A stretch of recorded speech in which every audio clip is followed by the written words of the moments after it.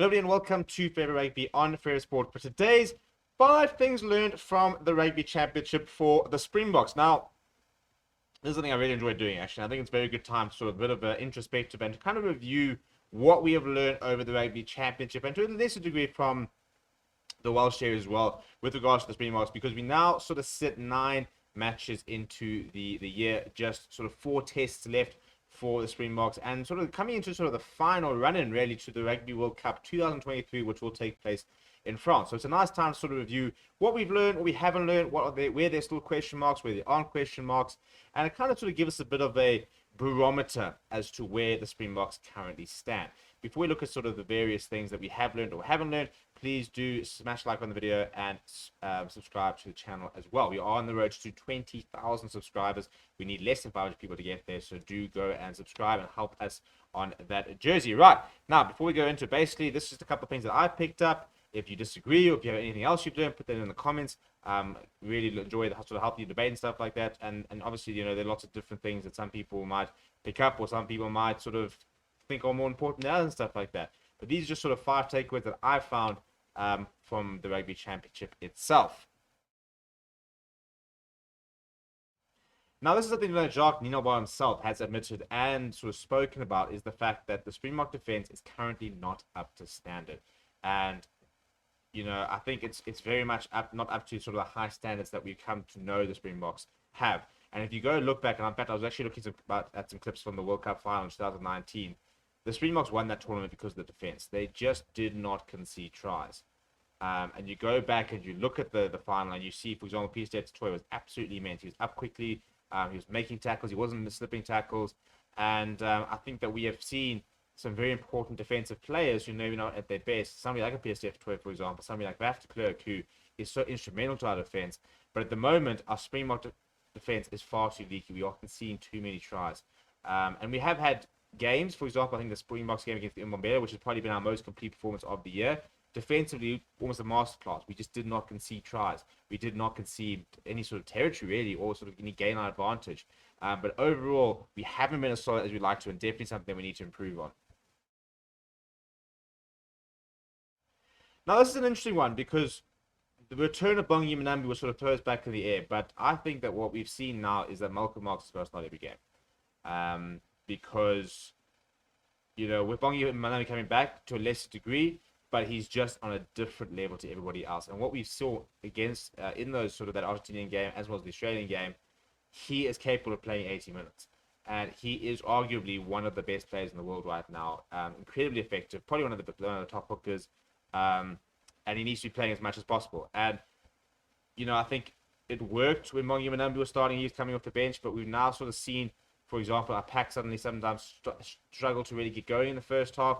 And I think that what we saw was that when we saw Joseph Weber starting things up, that Malcolm MARX is far too important to only be playing 40 minutes, even 45 minutes. Now, when it's in with Bongi Manambi, it's a bit of a different conversation. Very interesting to see how this will play out towards the end of the year.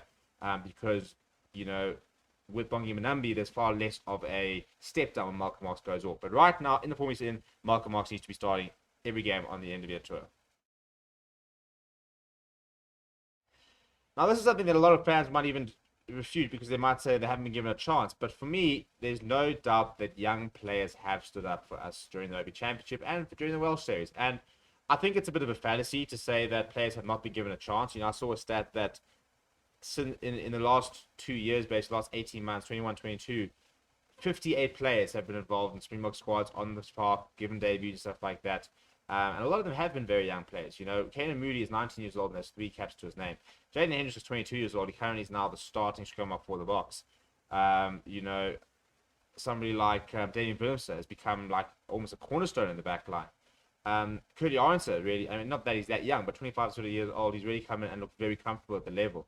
And I think that what we have seen is we are seeing our youngsters take the opportunities, a lot of them, and the fact that they can be relied upon, which is really good. And a lot of people are sitting there saying that we've got a very old squad, and I think we do. I don't think it's as old as a lot of people will sort of make it out to be, because we do have some players who are sort of in their prime. But when we have pulled on the youngsters, they've generally fared reasonably well. You know, I think that somebody like Evan Lewis, for example, Ulrich Lowe, didn't really bash the door down, but were very solid, very comfortable at the level. You know, some we haven't seen much of Ruan Nokia, but I don't think there's too many youngsters who, when they have played, have looked out of place, which has been really good. And hopefully we will start to see some more youngsters, and we will start to sort of see some more of these players really sort of kick on, because obviously only a year's time after the World Cup, we've been able to be a clean slate. We're going to start seeing a very different Springbok side moving forward.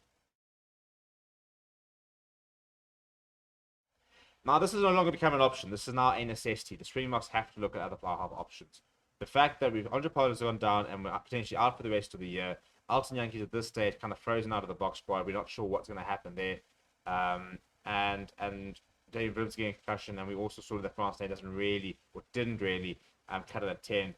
With sort of 6 matches in the outgoing tour, the Springboks need to look at fly-half options. They've got to bring at least another fly-half and probably 2. And I think Johan Goosen is probably sort of in the inside line. He was involved in the lineman camps. They do see him as an option. But they're going to have to look beyond that as well. And whether it's going to be a Jaden Hendrickson, Mani Liebach, Chris Smith, Buddha Chamberlain, Gianni Lombard, Kerwin Bosch, they're going to have to look at bringing somebody in. It's now become it's not even an option at the moment. We have to look at bringing somebody else in, because our fly-half stocks have taken a massive beating over the last few months. Now, this is going to be something very interesting for the end of the year tour, but right now, the Springbok pack has not been matched.